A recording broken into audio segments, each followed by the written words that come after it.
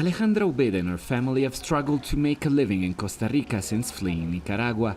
Unable to find a formal job, she sometimes cooks for a local organization helping other women like her. She's among the hundreds of thousands of Nicaraguans who have crossed into neighboring Costa Rica in the past 4 years to escape reprisals from the government of Daniel Ortega for taking part in anti-government protests. Living there had become impossible. Once targeted, we were always exposed. My daughter was persecuted and threatened. My husband was shot.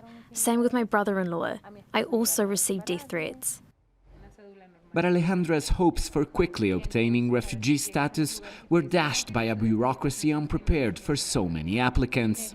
And she says employers do not recognize the Costa Rican government-issued card, identifying them as asylum seekers.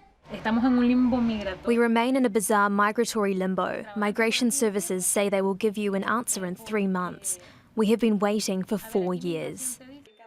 Others, like youth political activist Maria Laura Alvarado, who fled after 4 of her closest colleagues were captured and tortured, says she has been given an appointment for 2030. I have thoroughly documented the abuses and persecution. I have been a victim of it, and it has become impossible to progress. I know people who have an appointment scheduled for 2032, leaving us in this legal uncertainty for years. Migration officials say they're dealing with more than 200,000 pending applications, with at least another 50,000 people still waiting to start the process, putting a major strain on Costa Rica's asylum services. The government acknowledges the delays and the difficulties Nicaraguans are facing in the country, but says it's simply overwhelmed by the influx. The UN Refugee Agency gave us 50 workers to help us. But the truth is that with these overwhelming numbers, 300, 400 or more every day, we would need at least double that number.